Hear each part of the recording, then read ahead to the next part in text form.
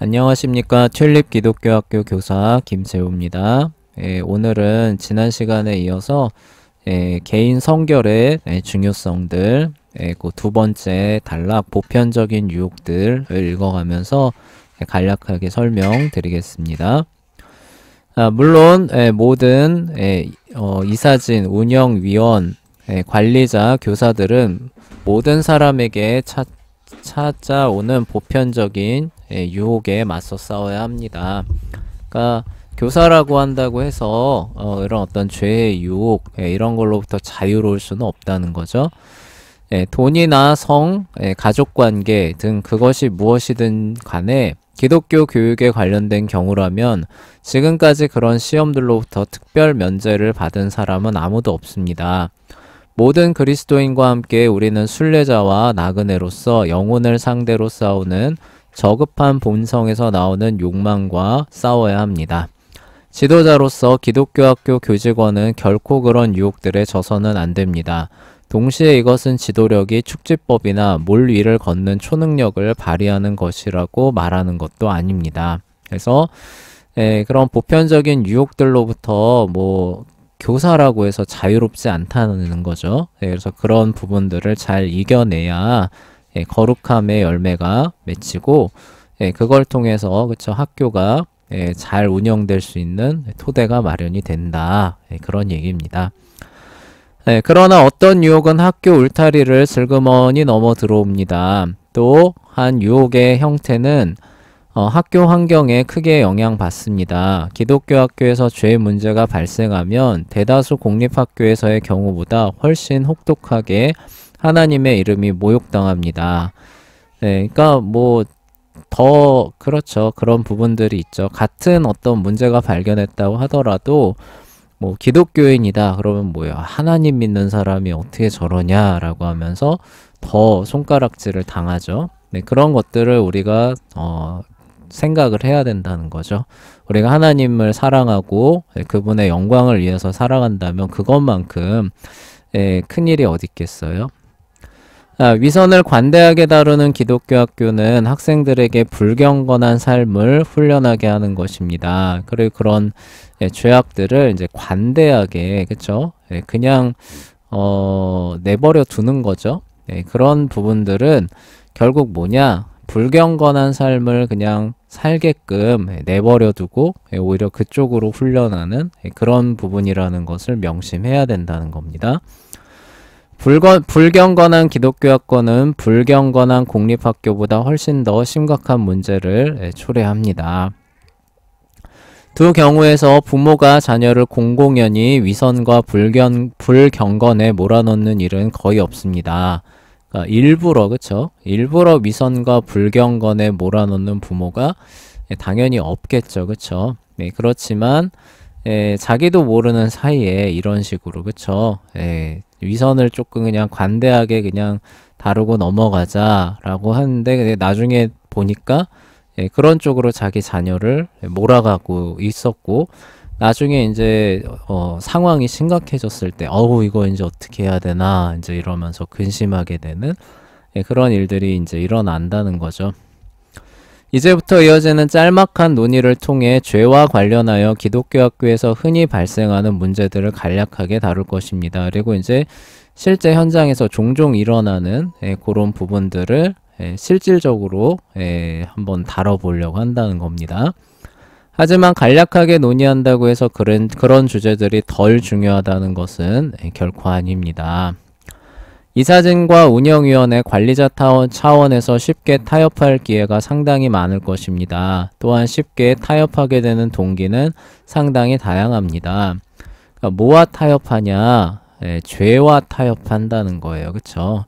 그러니까 죄의 문제가 있고 그 문제가 발생했을 때는 어떻게 해야 된다는 거예요. 그거를 이제 명확하게 그쵸?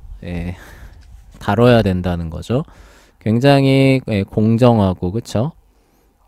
투명하게 뭐에 근거해서요? 성경에 근거해서 그 부분들을 이제 명확히 이제 규명을 하고 그리고 성경이 말하는 방식대로 그것을 처리하는 이런 공적인 절차와 규정들을 이제 준수하고 지켜야 되는데 이걸 하려면 이제 어떤 일이 벌어지겠어요. 이제 반발이 일어날 수 있잖아요. 그쵸? 그래서 뭐 일반 학교에서도 저기 뭐 아이들 조금 혼내려 그러면은 부모님 요즘 같은 시대는 뭐라 그래요? 아, 우리 아이의 뭐 자존감을 상하게 했다. 막 이러면서 뭐 정서적 학대를 한다. 막 요즘 이런 시대잖아요. 그쵸?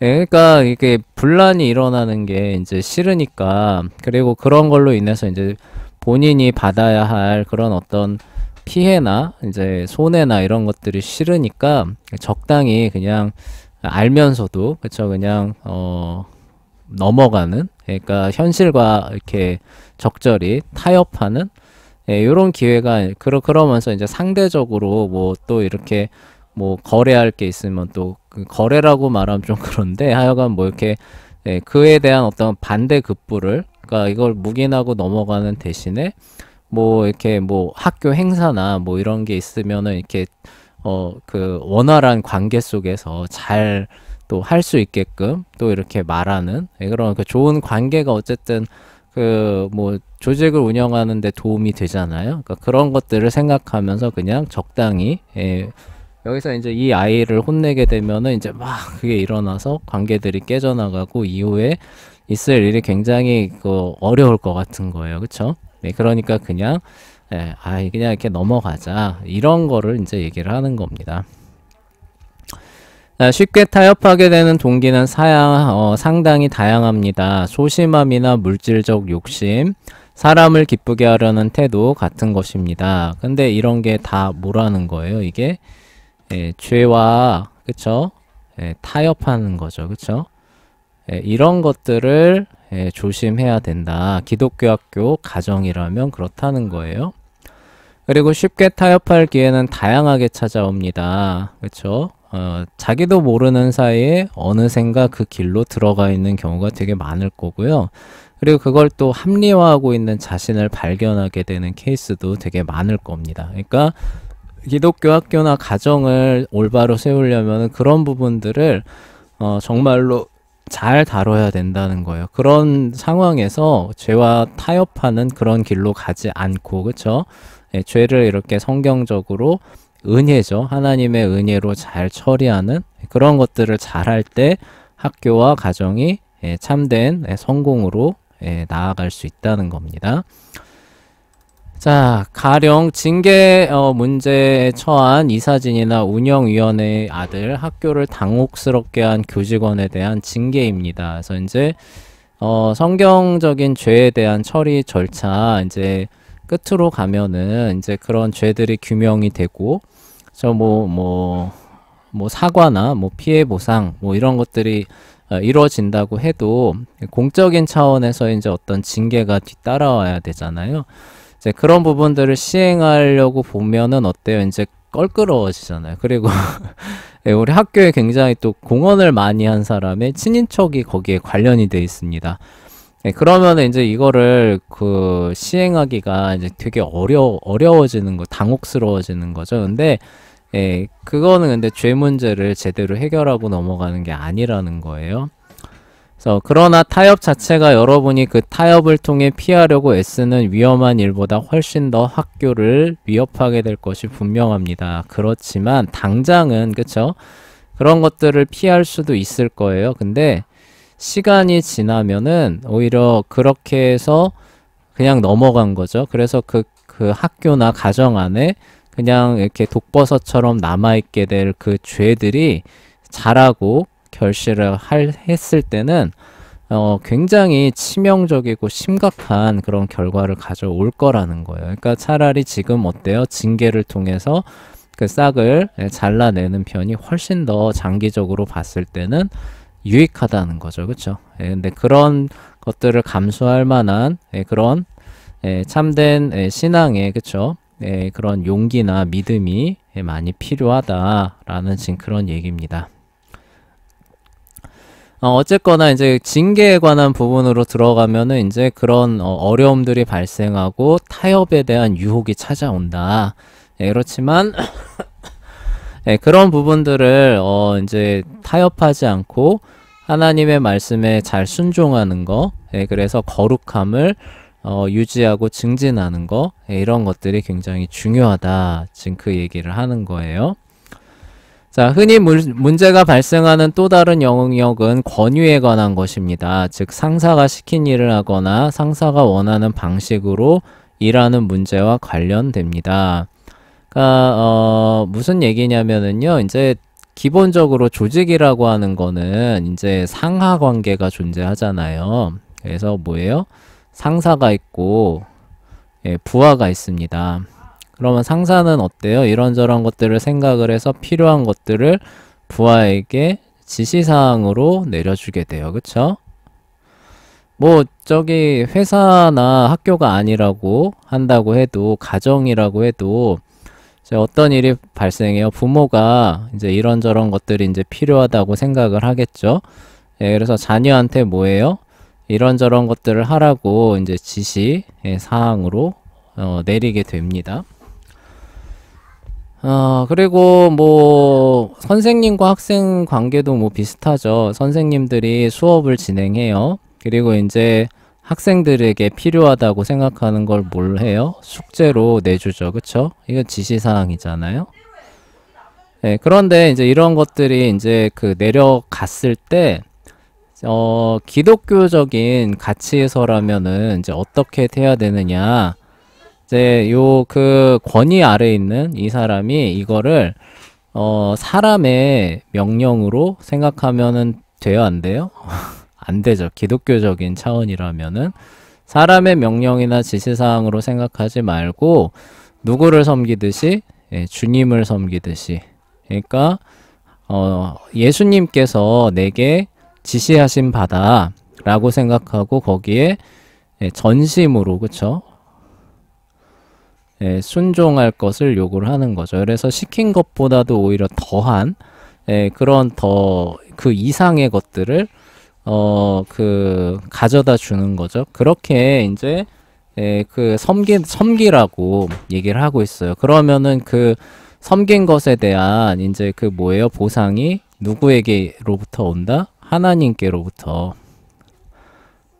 주님께로부터 그 모든 것에 대한 보상이 올 것이다. 그러니까 그분을 바라보면서 이와 같이 그 너희의 상사 혹은 뭐 부모 선생님을 잘 섬겨라. 이게 이제 성경의 명령이자 가치관인데, 이런 부분들이 이제 우리의 죄로 인해서 잘 안 지켜진다는 거예요.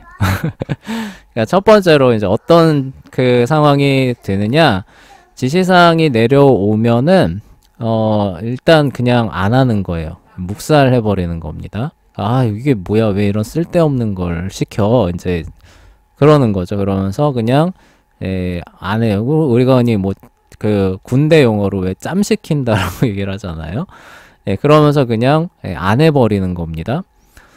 이런 이제 그 상황이 있을 수 있죠. 우리 선생님이 학생한테 숙제를 내줬는데, 그래서 자, 숙제 내와라 라고 했는데 안 하는 거예요. 그쵸? 왜 안 했냐 그러면은 막 뭐 이런저런 뭐 거대한 이유들을 막 대면서 못했습니다. 이제 이렇게 안 했습니다. 못했다고는 얘기 안 해요. 안 했다고는 얘기 안 해요. 못했다고 얘기를 하죠. 그쵸?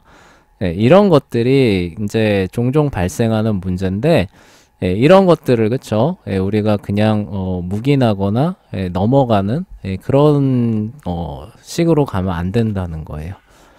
또 하나는 뭐냐면은 지시사항이 이제 이렇게 내려왔는데, 이제 아예 이제 이렇게 무시하면은 이제 나중에 뭐예요? 벌 받고, 그쵸?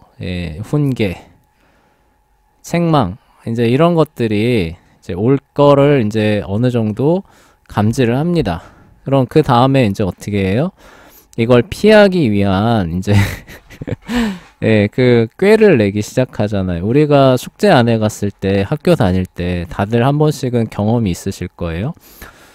숙제를 안 해갑니다. 근데 선생님이 오늘 이제 검사를 하실 것 같아요. 너무나도 그 명확합니다. 그러면은 우리가 흔히 제일 먼저 하는 그런 변명이 뭔가요?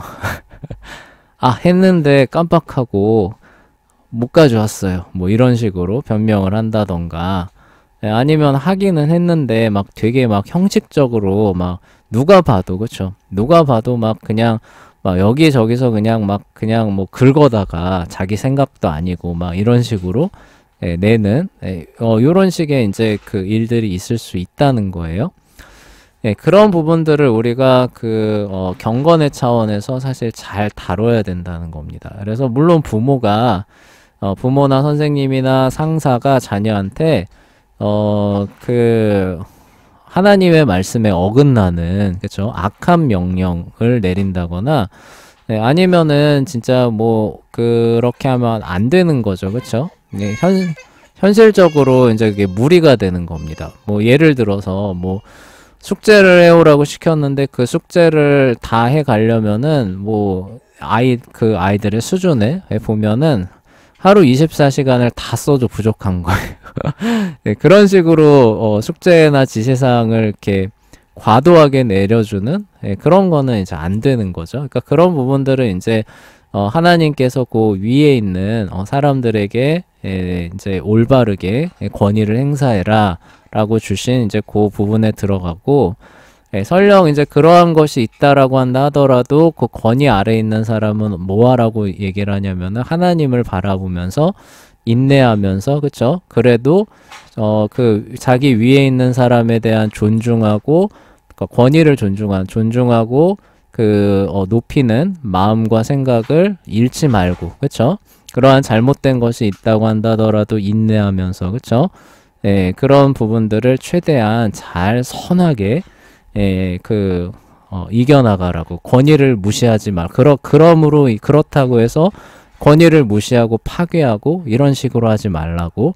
모든 것들을 하나님께서 보상하시고, 그렇죠? 만약에 이제 그렇게 잘못했을 땐 그 위에 있는 권위에 대한 책임을 하나님께서 물으실 거니까 우리가 직접, 그렇죠? 손을 대지 말고 하나님께 의뢰하면서, 그리고 잘못된 그런 무리한 그런 부분들은 이러저러 하다라고 그냥 얘기만 하면서, 그쵸?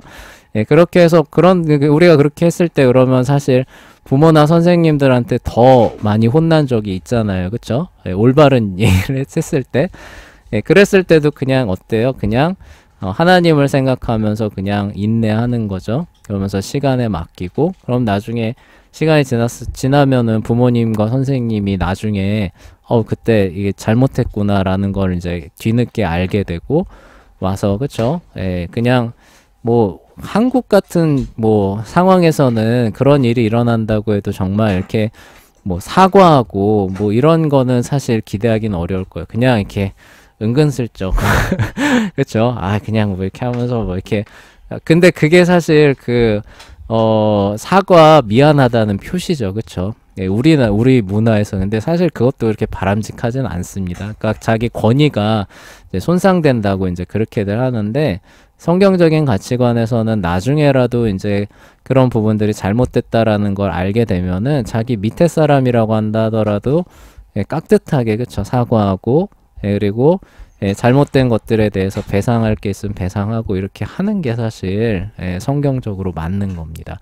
하여간 여기서 말하는 거는 이런 부분에서 기독교 가정, 학교라고 해도 문제가 굉장히 자주 일어나는 분야라는 거예요. 쉽게 일어나는 분야라는 거죠. 근데 이런 부분들을 사소하게 여기지 말고 경건으로, 거룩함으로, 믿음으로, 은혜로 잘 대처해서 죄를 실질적으로 이제 없애는 거죠. 그렇죠? 멀리하게 하게 돼서 이런 관계와 질서들이 하나님의 은혜 아래서 원활하게 잘 돌아가게끔 하는 게 기독교 가정과 그 학교의 성패를 가르는 굉장히 중요한 부분이 된다라는 거예요. 그래서 그런 부분에서 이제 권위의 그런 측면에서 그런 문제가 잘 일어나니까 여러분들이 잘 그런 부분에 대처를 잘 하셔야 된다. 그 얘기를 하는 겁니다. 골로새서 3장을 살펴보면 1세기 그리스도인 종들도 이런 요구를 받았음을 알 수 있습니다. 디모데전서 6장은 주인이 그리스도인이라는 요구로 요구사항을 약화하지 않았다는 것을 보여줍니다. 아니, 오히려 더 강화되었지요. 그러니까 같은 형제라고 해서 종이니까 지시사항 명령을 무시하고 자유롭게 막 행동하려는 이런 것들을 허용하지 않았다. 지금 그 얘기입니다. 이것이 바로 우리가 한층 더 강력하게 권위에 관해 주장할 수 있는 근거입니다. 그러니까 여기 권위라고 얘기를 했는데 질서라고 생각하시면 돼요. 올바른 질서를 확립하는 그런 권위, 그쵸? 힘, 이런 거죠. 이런 것들을 행사할 수 있는 올바른 근거를 얘기를 하는 겁니다. 그리스도인 노예가 그리스도인 주인을 부지런히 섬겨야 했다면 그리스도인 교사들은 자신을 고용한 학교를 얼마나 열심히 섬겨야 하겠습니까? 그리스도인 중에서도 지시받는 일을 투덜대면서 수행하는 사람이 많습니다.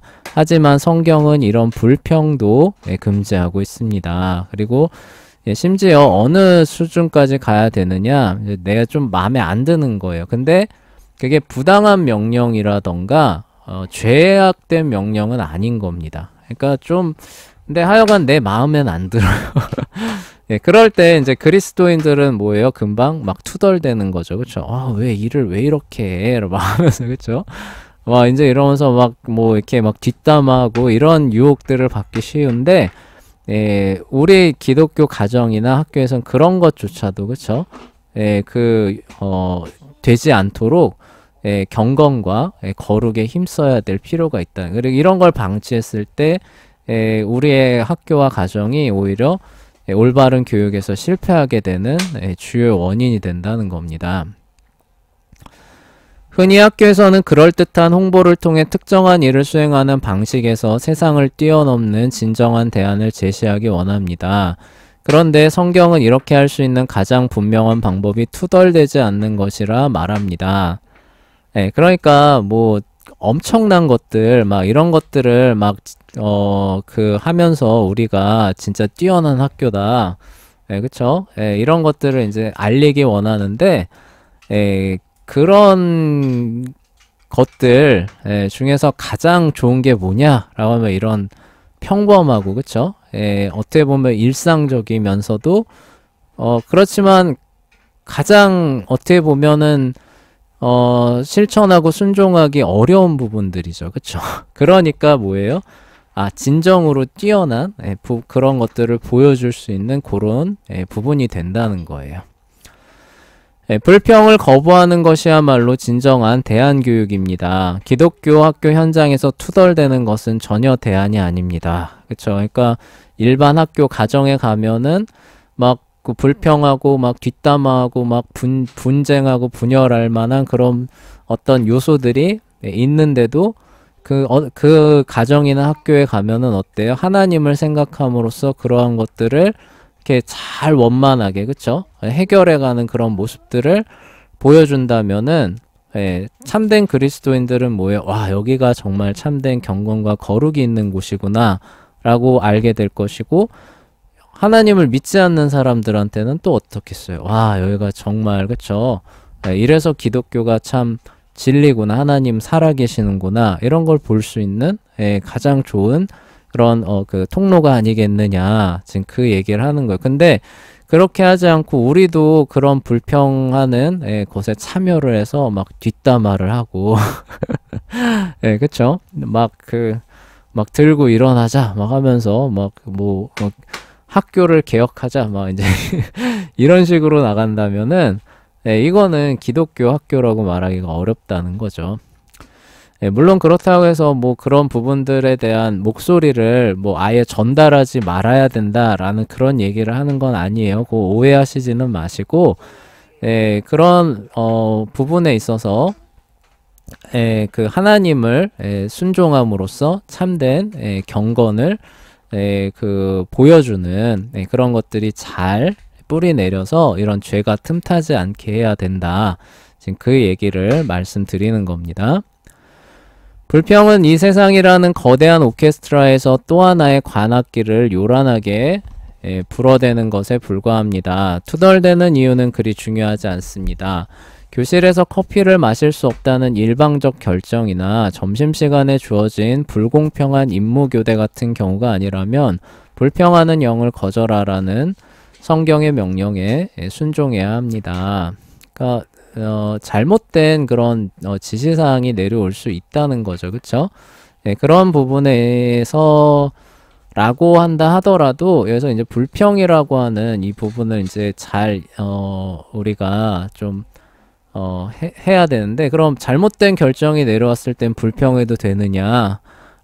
그거는 아니죠. 그쵸? 근데 그러니까 앞에서 말씀드렸던 것처럼 그러면은 그거에 대해서 이거는 그러니까 이러저러저러해서 조금 아닌 건 아니다라고 하는 그런 의견을 전달하는, 근데 뭐예요? 존중하는 마음으로. 그러니까 권위를 무시하지 말고 그 명예를 깎아내리면서 야, 이게 네가 그러고도 무슨 상사냐? 뭐 이런 식의 생각이 들지 않게끔 그런 어떤 그 권위를 존중하면서, 하지만 우리가 하나님을 섬기는 그런 사람으로서 이런 그 기본적인 그런 어떤 부분들이 있는데, 그런 것들을 과도하게 좀 침해하는 것 같은 생각이 든다라는 그런 어떤 기본적인 사실들을 말하는 그런 수준에서의 이제 그 의견 전달을 할 수 있다는 거죠. 그거를 이제 얘기하는 겁니다.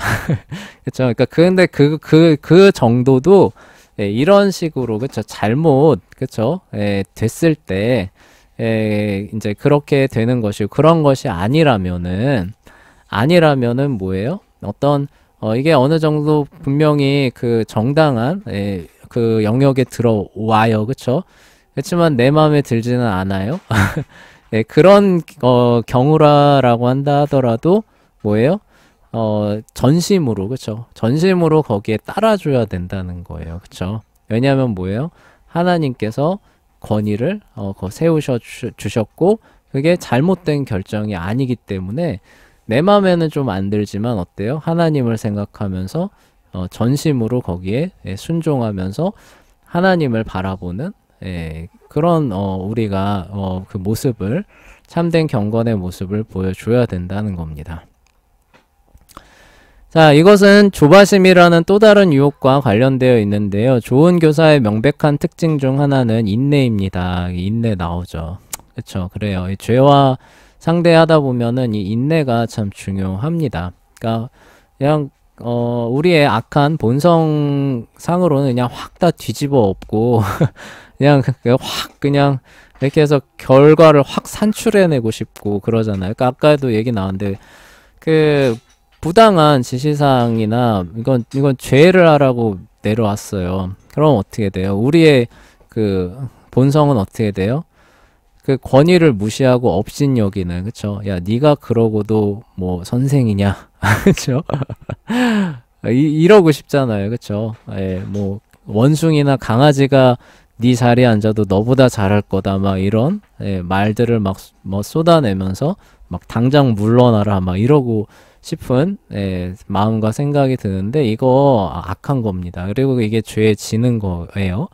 아까 말한 것처럼 그럼에도, 그쵸? 그럼에도 하나님의 주신 그 권위를 생각하면서 여전히 존중하는, 그래서 그 칼빈 선생님이 쓴 기독교 강요 보시면은 제일 앞장이 프랑스와 1세에게 보내는 헌사거든요. 근데 그 헌사가 굉장히 정중하게 쓰여 있습니다. 근데 프랑스와 1세가 어떤 사람이냐면은 같이 그 칼빈과 함께 신앙생활하던 사람들 다 잡아 죽인 왕이에요. 그래서 칼빈의 입장에서는 이제 굉장히 어떻게 보면 원한이 맺힐 수 있는 그런 왕인데도 보면은 굉장히 존중하는 마음으로, 하지만 그 왕이 그렇게 사람들을 잡아 죽인 것이 올바른 것이 아닙니다라고 하는 것들을 이제 변호하고 이렇게 변론하기 위한 그 작품으로 사실 기독교 강요를 쓴 거예요. 그 이유 중에 하나입니다. 그래서 그런 이유들을 이제 이렇게 서문 헌사에다가 이렇게 정중하게 써 놓은 걸 볼 수 있거든요. 그러니까 우리는 그런 그 신앙적 인내를 우리가 본받아서 우리 그 인격 안에서 구현을 해야 된다는 거예요. 그래야 우리의 가정과 학교가 성공으로 나아갈 수 있다는 겁니다. 자, 이거는 이제 상사와 관련된 거고, 아래 부하도 마찬가지. 부하가 이게, 그러니까 아랫사람도 그 진짜 올바른 것이고 따라줘야 되는데, 정말 더럽게 안 따라주, 이렇게 말하면 또 안 되겠죠?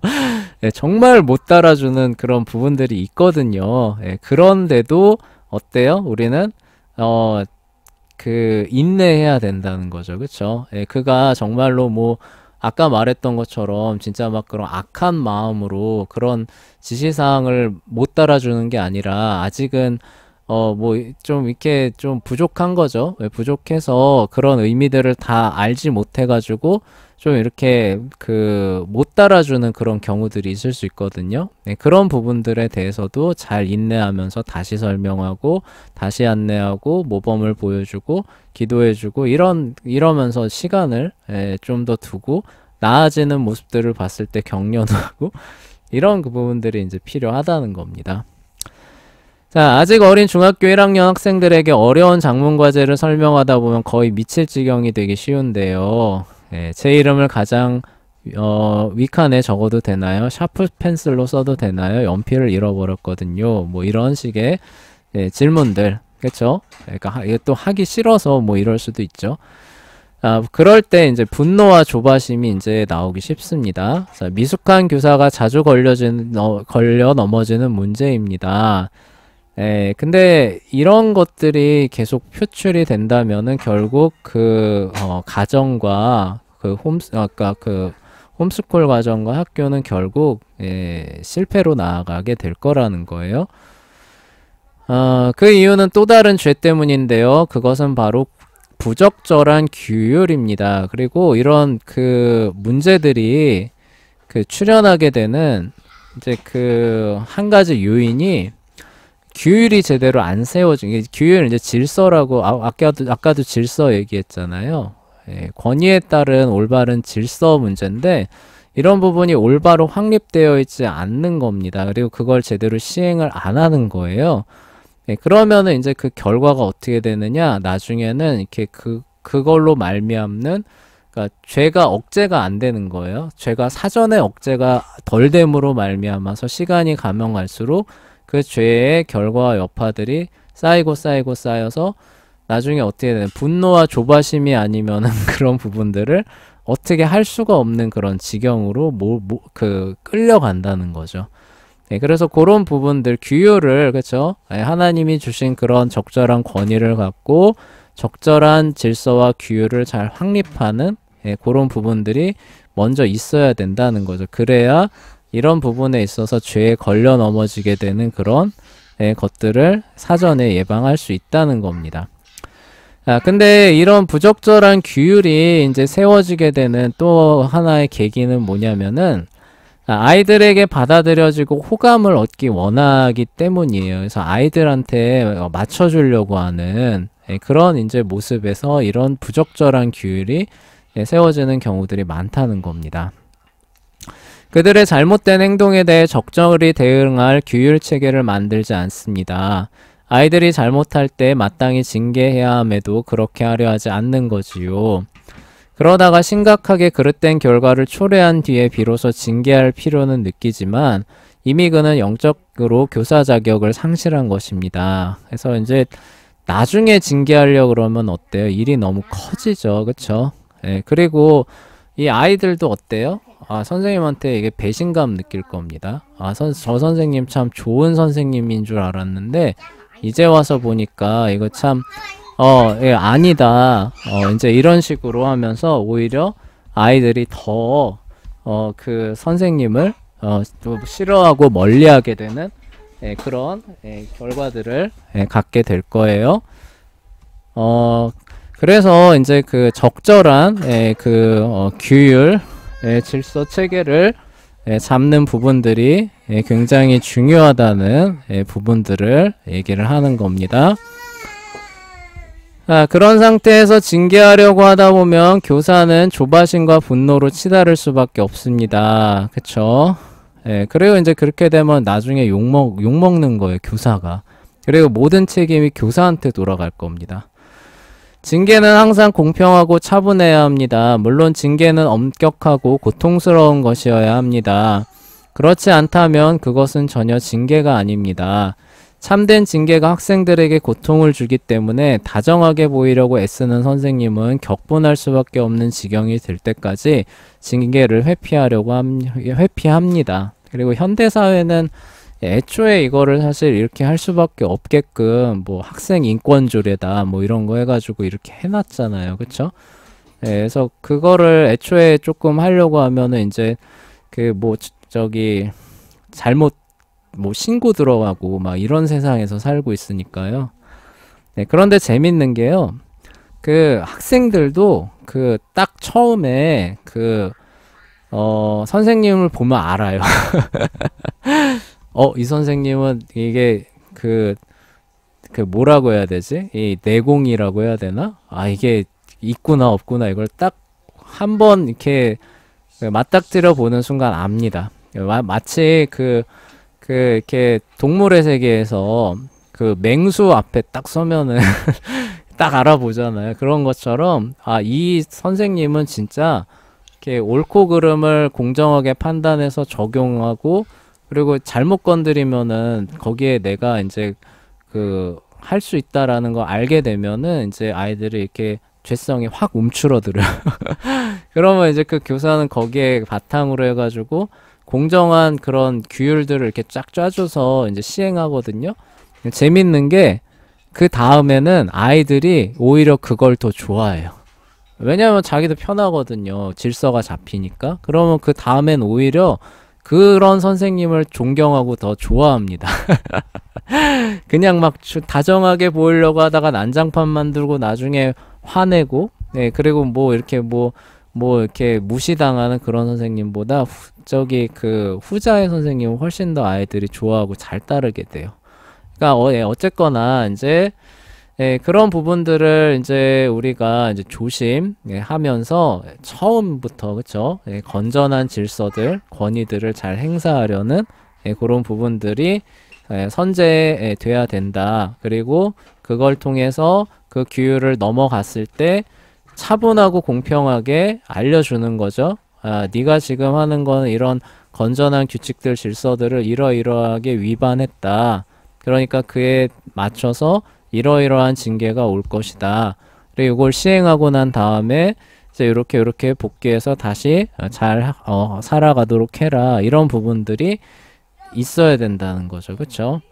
그런데 그렇게 하지 않고 그런 게 없으니까 막 참고 하다 나중에 폭발해가지고 야 이 자식아 하면서 막 그쵸? 막 거의 뭐 폭행 막 수준으로 그렇게 가면은 그거야말로 사실 뭐 학대가 될 수 있겠죠.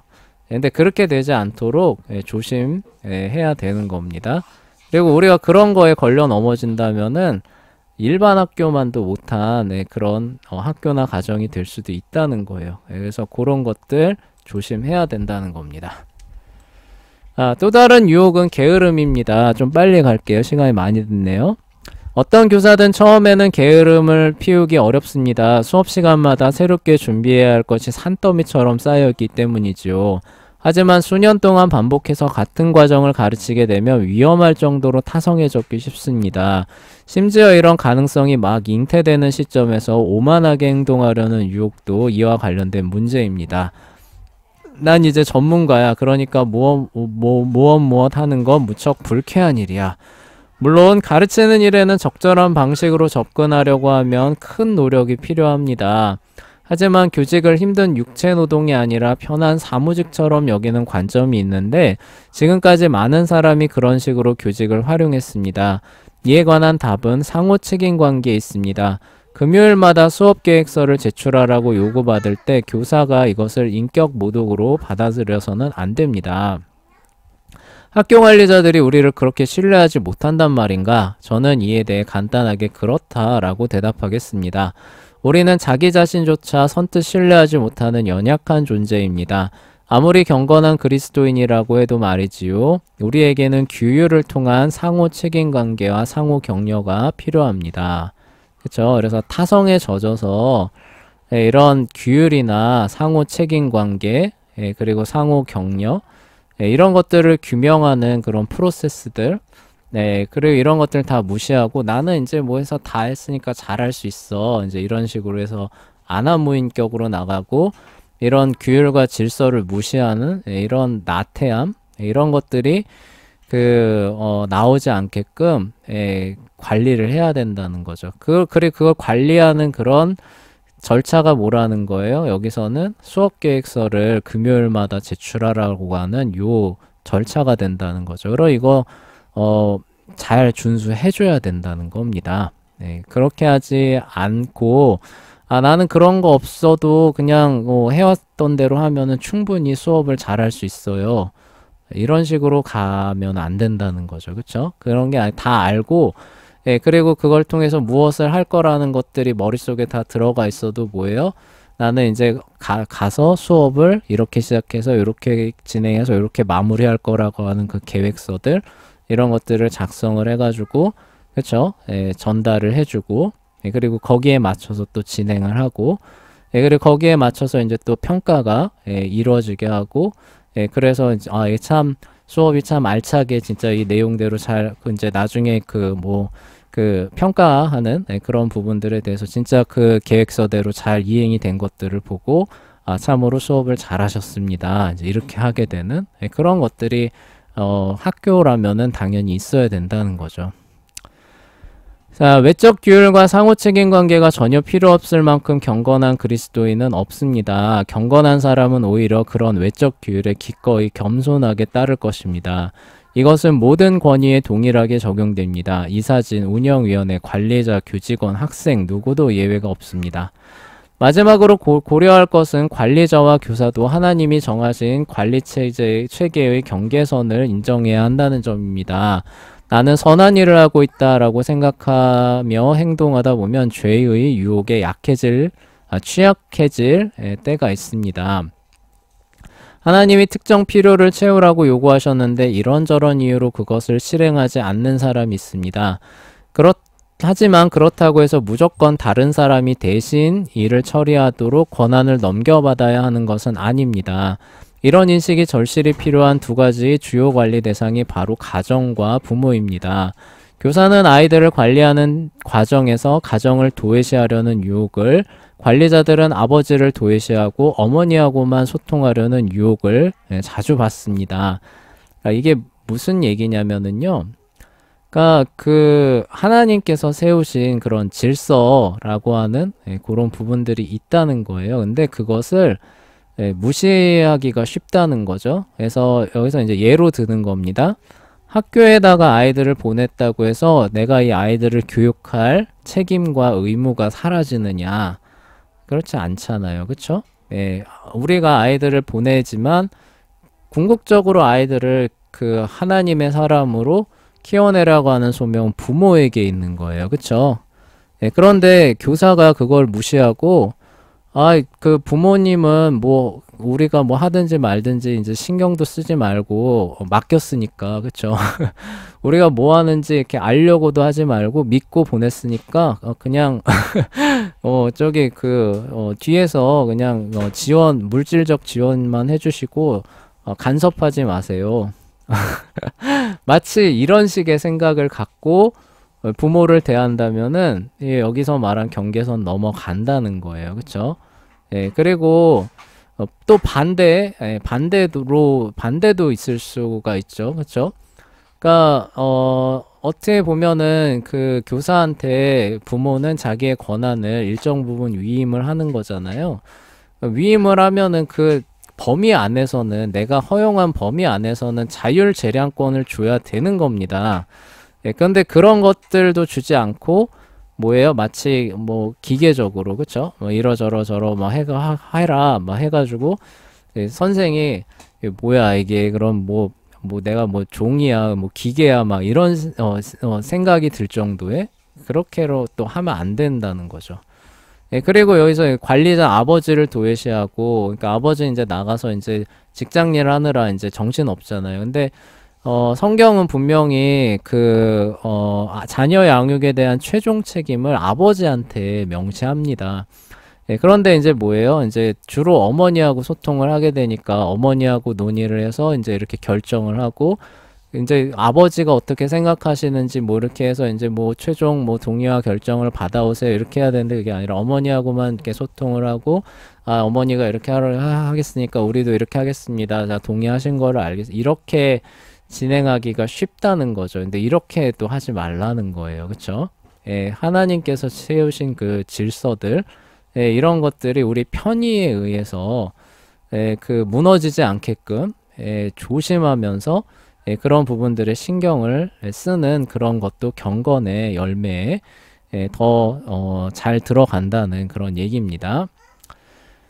그리스도인 교육자답게 생각하고 행동하지 않으면서 학생들이 그리스도인답게 생각하고 행동하기를 기대해서는 안 됩니다. 그쵸? 그렇게 부모를 무시하고 또 선생님 무시하고 또 아버지를 그쵸 따돌리면서 우리 아이들은 그리스도인답게 하나님을 경외하는 이렇게 하면 안 된다는 거죠. 그리고 그런 게 사실 말도 안 되는 기대일 거예요.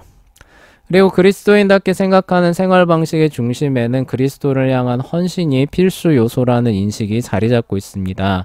일부 세계관 교육가들은 경건주의의 개인적 성격과 주관적 경향이 기독교 문화에 매우 파괴적인 영향을 미쳐왔다는 사실에 주목하면서 개인 경건까지 거부하려는 그릇된 믿음으로 빠져들었습니다. 하지만 이와 반대로 개인 경건은 우리의 모든 간절한 시도에서 유일하고도 바람직한 출발점이라고 할 수 있습니다. 이게 이제 무슨 얘기냐면은요. 그러니까 하나님 잘 섬기는 그러니까 교회가 그쵸? 사람의 영혼을 거듭나게 하는 그런 부분에 이제 그 매진을 하는 거죠. 그러니까 이제 뭐예요? 그런 어떤 개인의 경건, 개인의 거듭남 이쪽으로 이제 사람들이 몰려가게 되면서 어떤 그 뭐 문화적인 그런 어떤 일반 은총적인 측면에서는 이게 좀 도외시하는 그러니까 경건주의적인 그렇죠 개인주의적인 약간 수도원적인 그리고 약간 담쌓는 이런 식의 그 결과를 가져오지 않았느냐라고 하는 이제 분석을 내놓는 거예요.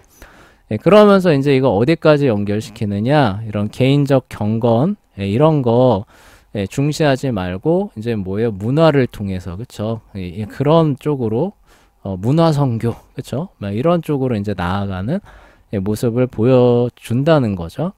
네 그렇게 생각하면 안 된다는 거예요. 실제 역사도 그렇고 모든 성경도 그렇고 실제 역사도 그렇고 그 기독교적인 문화를 형성하게 되는 모든 원동력은 어디서 그 성패는 어디에서 왔느냐 개인적 경건에서 온다는 거예요. 한 사람이 정말로 어떻게 되는 거예요? 이와 같은 성화의 열매를 정말 잘 맺는 거예요. 어느 영역에서든지 그쵸? 네, 그리고 그런 것들이 쌓였을 때 뭐가 나오는 거예요? 우리가 말했던 그러니까 전혀 예상하지 못했던 문화적 변혁이 사회 변혁이라고 하는 것도 오게 되는 겁니다. 제가 지난 시간에 그거 말씀드렸었죠. 그 문맹이 사라지게 된 계기들 그쵸? 그런 부분들 그리고 우리나라에서도 뭐 저기 뭐냐 그 축첩 금지 그 다음에 뭐 금주 이런 부분들이 개인 경건으로부터 다 시작이 된 거죠. 그래서 자 어쨌거나 개인적인 경건에서 성공을 하는 것이 학교나 기독교 가정의 성패를 가르는 아주 중요한 요소다. 핵심적인 요소다. 그 중요성에 대해서 이렇게 함께 잘 살펴봤습니다. 또 다음 시간에 또 다음 챕터 함께 살펴보도록 하겠습니다. 감사합니다.